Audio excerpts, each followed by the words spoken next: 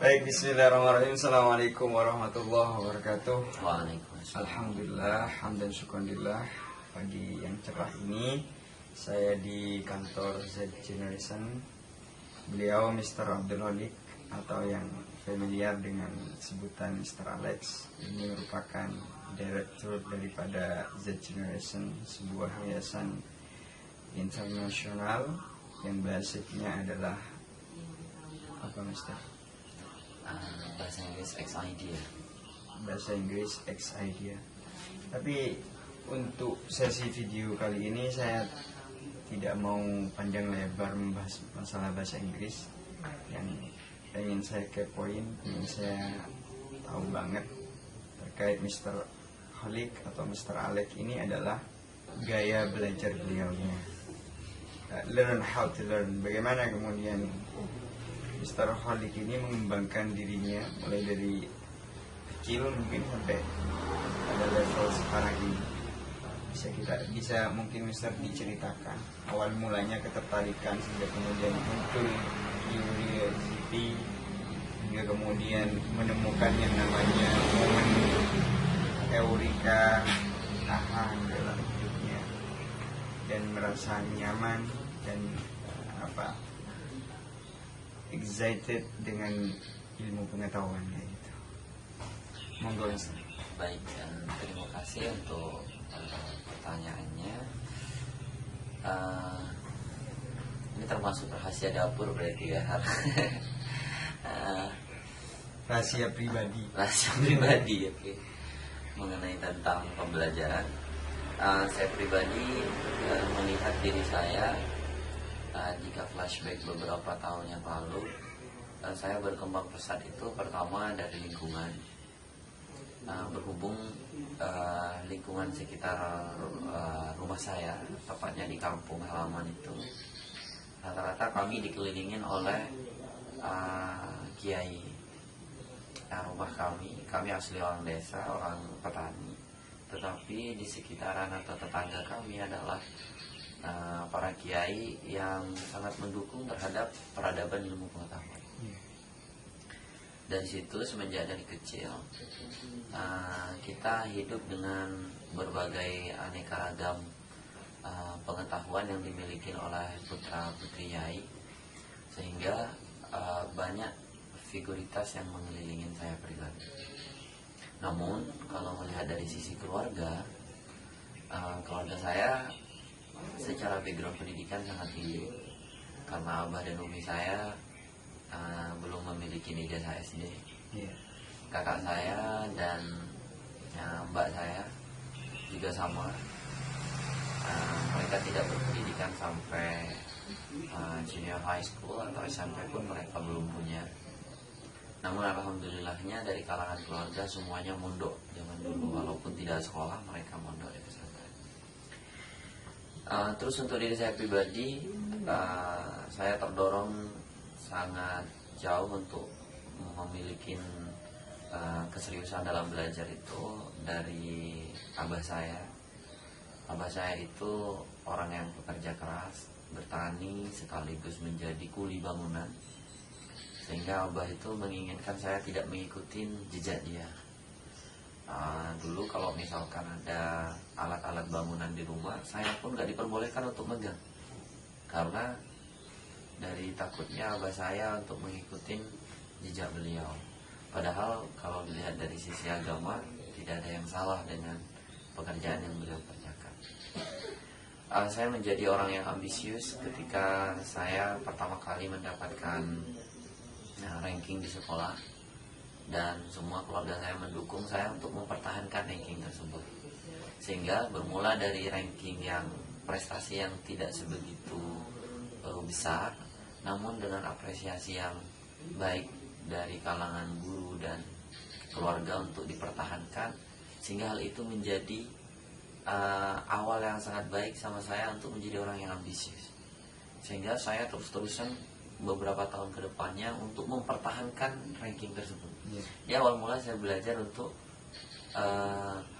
di lain sisi untuk pengetahuan, di lain sisi saya untuk kedaulatan diri sendiri, untuk mempertahankan nama baik.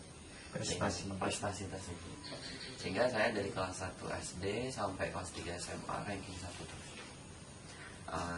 Salah satu caranya untuk menjaga nama baik saya, menjaga ambisius saya dan idealisme yang saya bangun, saya harus belajar mati-matian. Jadi mungkin pelajaran ke teman-teman semuanya, prestasi sekecil apapun patut untuk dihargai, namun tidak untuk jumawa, untuk dijadikan sebuah idealisme dan dipertahankan atau justru dikembangkan. Berikutnya, setelah saya masuk ke pesantren, saya juga ingin menorehkan prestasi seperti yang saya dapatkan waktu di MI. Saya mencoba keberuntungan di pesantren dengan minimal 2 minggu sebelum ujian saya udah hafal semua kitab yang saya pelajari. Saya hafal dan itu didukung oleh paman saya yang juga mondok di sana. Bahkan ujian tuh kalau misalkan udah kurang 1 bulan saya dikasih jamu dan lain-lain, dan ekstra pembelajaran. Hal itu menjadikan saya sebagai orang yang sangat nyaman dengan ilmu pengetahuan. Jadi tidak hanya sekedar kitab-kitab tulis saja, karena memang saya 2 minggu udah bosen, 2 minggu sebelum ujian udah hafal, jadi udah bosen mau buka kitab-kitab lagi. Sehingga ketika orang mempelajari kitab ujian, saya mempelajari ilmu pengetahuan yang lain. Baca-baca buku yang lain. Nah itu kalau misalkan dari sisi ujian, karena memang ujian di sekolah, di pesantren, guru tidak akan memberikan soal di luar dari pembelajaran yang beliau ajarkan. Sehingga jawabannya pun bisa kita prediksikan kalau kita memahaminya. Saya tidak menganjurkan untuk semua materi dihafalkan, tetapi untuk dipahami dan paham sekaligus manuskrip atau memorizing itu memang sangat efektif dalam pembelajaran. Setelah itu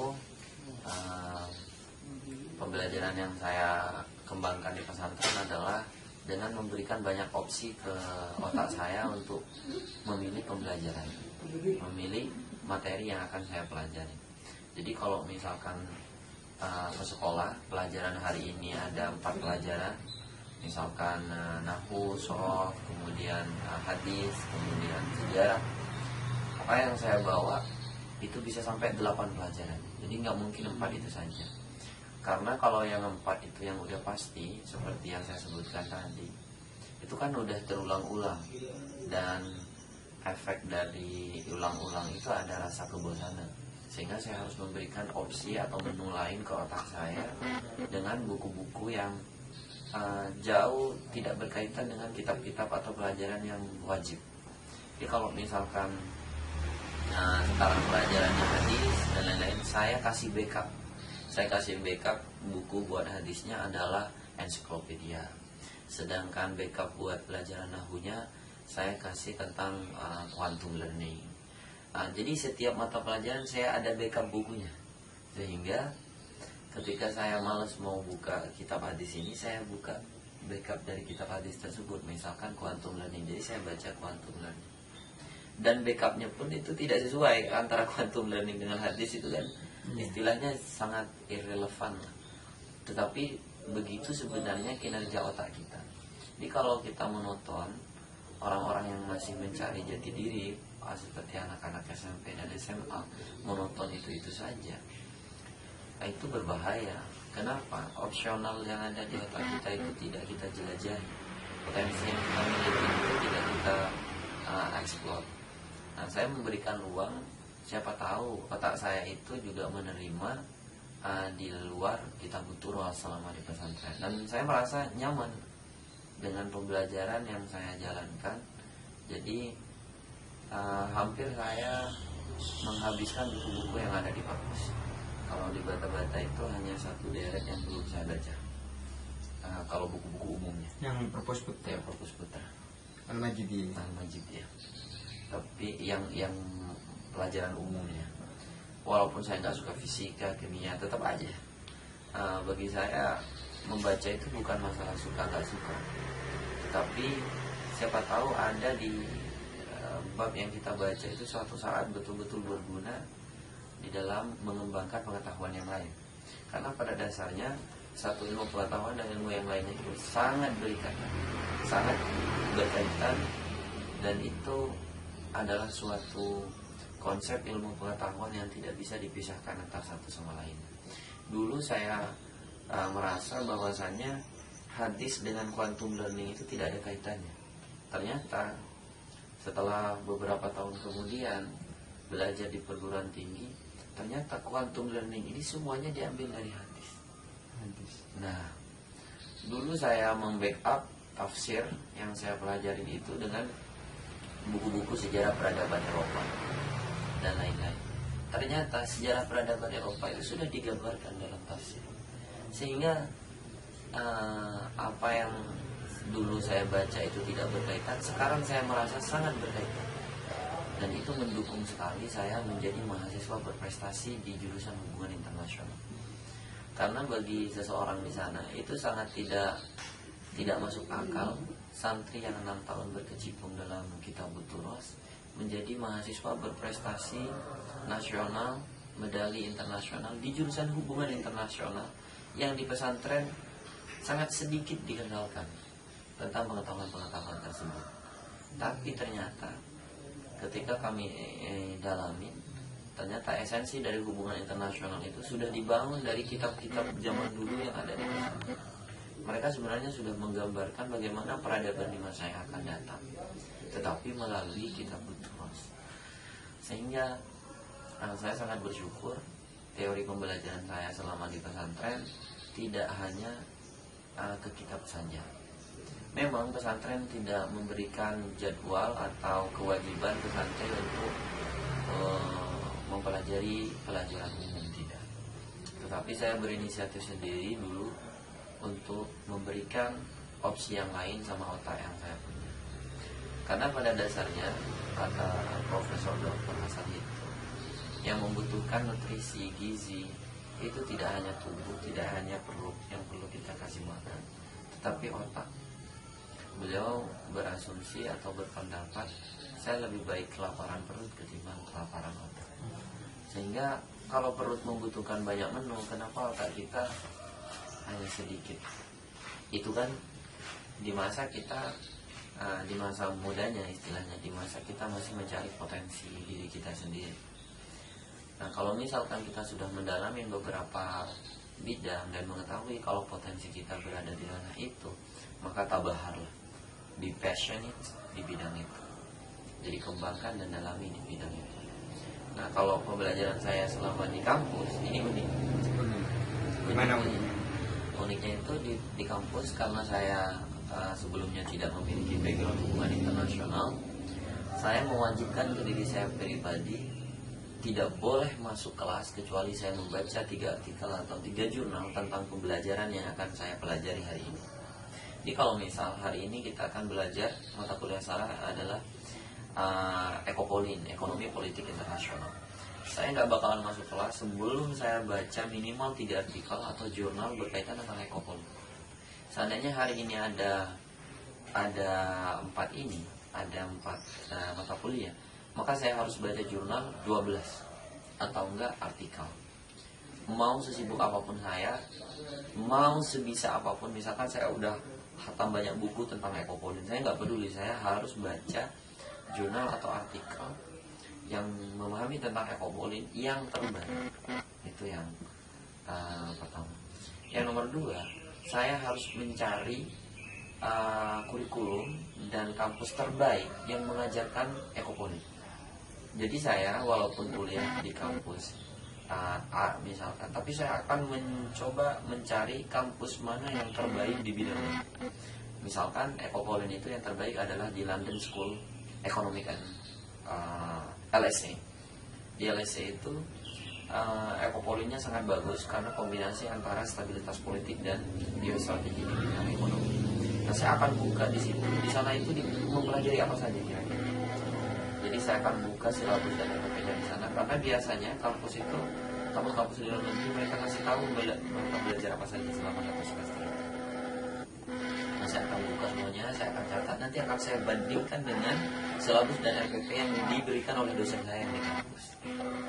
sehingga saya bisa mengetahui kira-kira apa yang tidak dipelajari di kampus saya dari kampus terbaik di jurusan ini.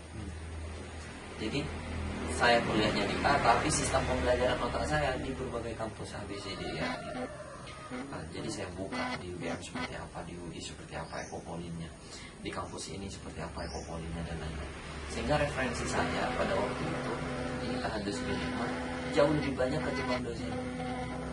Karena kan biasanya dosen itu hebat di masanya.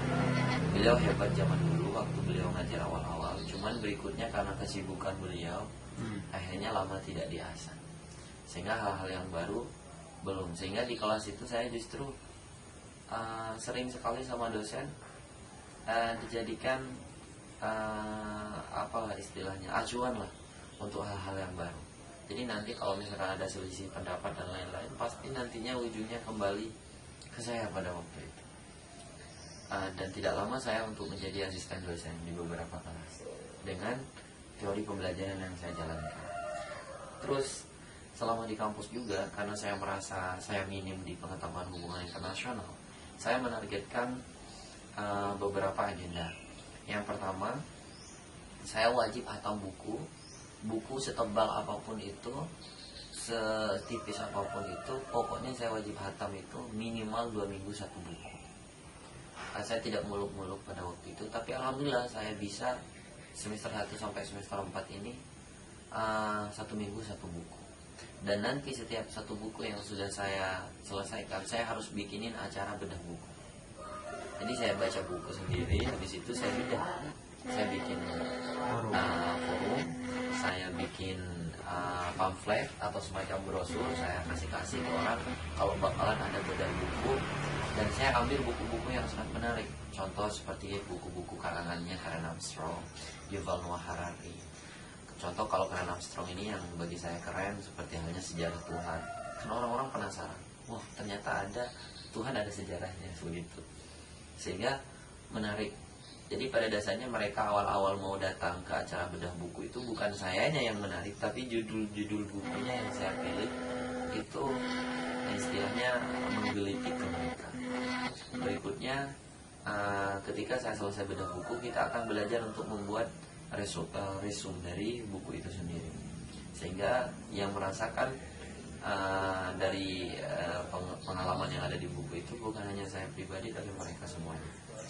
Terus dengan aktifnya saya membuka acara bedah buku, saya juga pada waktu itu menargetkan saya untuk menulis di beberapa media, seperti halnya di Pas Jabar, salah satu media terbesar di Jawa Barat. Alhamdulillah saya juga menulis di sana.